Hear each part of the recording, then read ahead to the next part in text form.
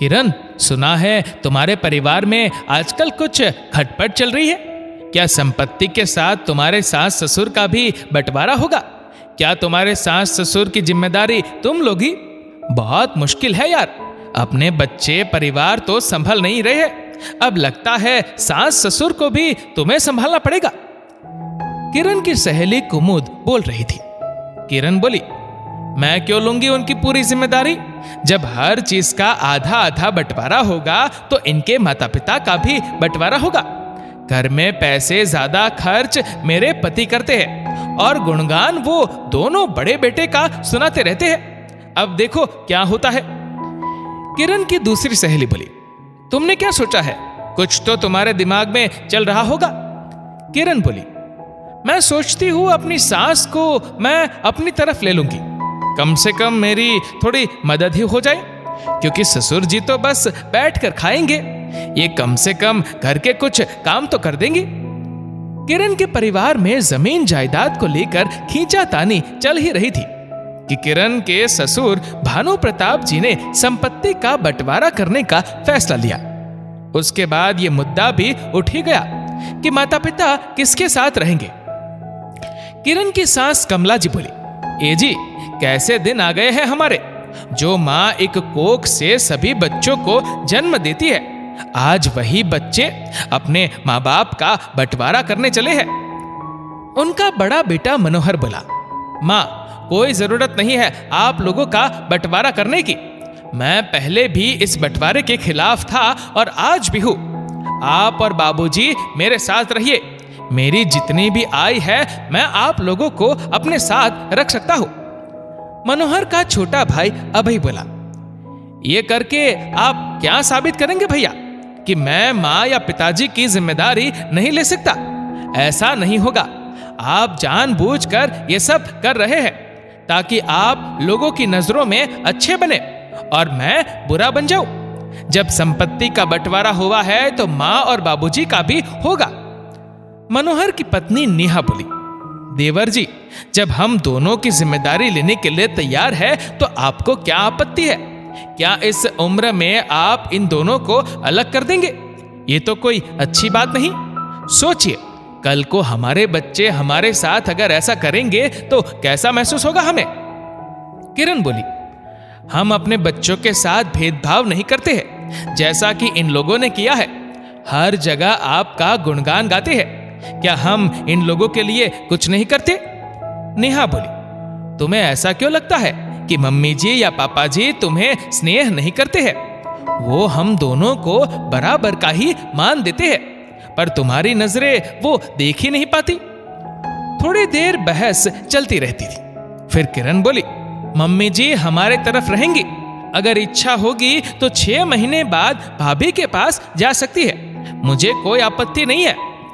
किरण के मन की बात उसके मुंह से निकल ही गई। किरण की सास अपने पति से बोली, जीवन के आखिरी पड़ाव में क्या मैं आपसे इस तरह अलग हो जाऊंगी? वो बोले, कमला, मनोहर की स्थिति इतनी भी मजबूत नहीं रही कि वह हम सबका भार उठा सके। तुम चिंता क्यों करती हो? मैंने घर का बंटवारा अभी नहीं किया, हम दोनों एक ही घर में हैं। हाँ, वो बात अलग है कि हमारे कमरे बढ़ जाएंगे। देखते हैं और हमारे भाग्य में क्या क्या लिखा है।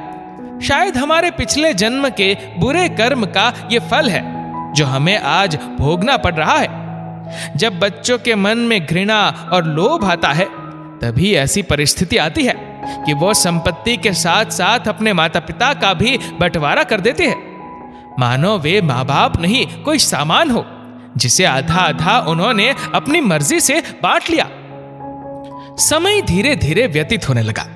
किरण अपने स्वभाव के अनुसार पहले धीरे धीरे छोटे मोटे कामों को अपनी सास को करने को कहती थी। किरण ना तो अच्छा खाना बनाती थी और ना अपनी सास से अच्छे से बात करती थी। जब भी कमला जी नेहा की तरफ जाना चाहती, किरण किसी न किसी बहाने उन्हें जाने से रोक लेती थी। कुछ दिनों बाद किरण की माँ उसके घर आई। एक रोज अपनी माँ के साथ बैठकर वो चाय पी रही थी, तभी वहां टेबल पर कुछ गिर गया। किरण अपनी सास से बोली, मम्मी जी, रसोई से कपड़ा लाकर इसे थोड़ा साफ कर देगी। ये सब कुछ किरण के ससुर दूसरी तरफ से देख रहे थे तो उनकी आंखों में भी आंसू थे। तभी नेहा जाकर अपने साड़ी के पल्लू से उस गंदगी को साफ करते हुए बोली, बस अब और नहीं। एक माँ के सामने तुम दूसरी माँ का अपमान कर रही हो। क्या तुम्हें ये शोभा देता है? तुम ये समझ रही हो कि तुम्हारे बच्चे भी ये सब देख रहे हैं? कल को वो भी तुम्हारे साथ ऐसा ही व्यवहार करेंगे। किरण की माँ बोली, नेहा, जब संपत्ति और घर का बंटवारा हो गया है तो तुम इसके अलावा घर के मामलों में क्यों दखल देती हो? नेहा बोली, आंटी जी, आप किरण की माँ हो तो मेरी माँ जैसी हुई। आपसे ऐसी बातें सुनने को मिलेगी ये उम्मीद नहीं थी। जब बच्चे गलत काम करते हैं तो हर उम्र में माँ उन्हें कान पकड़कर याद दिलाती है कि तुम गलत कर रहे हो। किरण की माँ बोली, मैं क्या बोल सकती हूँ? नेहा बोली, आप ना बोलकर इसकी गलतियों में भी इसका साथ दे रही है। जैसे आपने अपनी बेटी को पाल पोस कर बड़ा किया, उसी तरह मम्मी जी ने भी अपने दोनों बेटे को पाल पोस कर बड़ा किया है। हाँ, वो अलग बात है कि बेटा अपना फर्ज भूल गया और पत्नी के सामने माँ की इज्जत नहीं कर पाता है। किरण बोली, भाभी, मुझे मजबूर मत कीजिए कि मैं आपका अपमान करूं। आप अपने घर चले जाइए। जब हर चीज का बंटवारा हो चुका है तो आप मेरे घर के मामलों में दखल नहीं दे सकती। नेहा अपने ससुर जी के पास जाकर बोली, बाबूजी, क्या आप ये सब देखकर चुप रहेंगे? वो आपकी पत्नी है। आपने अपनी संपत्ति का बंटवारा किया है, अपने आत्मसम्मान का नहीं। माँ जी की जिम्मेदारी आज भी आप पर है। अब आपको कुछ तो कहना ही होगा। नेहा के ससुर जी खड़े हुए और जाकर अपनी पत्नी का हाथ पकड़कर बोले, आज भी मैं इतना समर्थ हूं कि तुम्हारे सम्मान की रक्षा कर सकता हूं। वो अपनी पत्नी का हाथ पकड़कर अपने साथ ले गए। अगले दिन भी दोनों घरों में बहस चलती रही। उस दिन नेहा के ससुर जी ने कहा, मैंने संपत्ति का बंटवारा कर दिया, परंतु यह घर आज भी मेरा है। अभय बोला, बाबूजी, बेहतर होगा इस घर का भी बंटवारा आप कर ही दीजिए या फिर मेरा हिस्सा दे दीजिए ताकि मैं कहीं और घर ले लूंगा। पिता बोले, जितना देना था मैंने तुम सबको दे दिया, अब आगे की जिम्मेदारी खुद संभालो।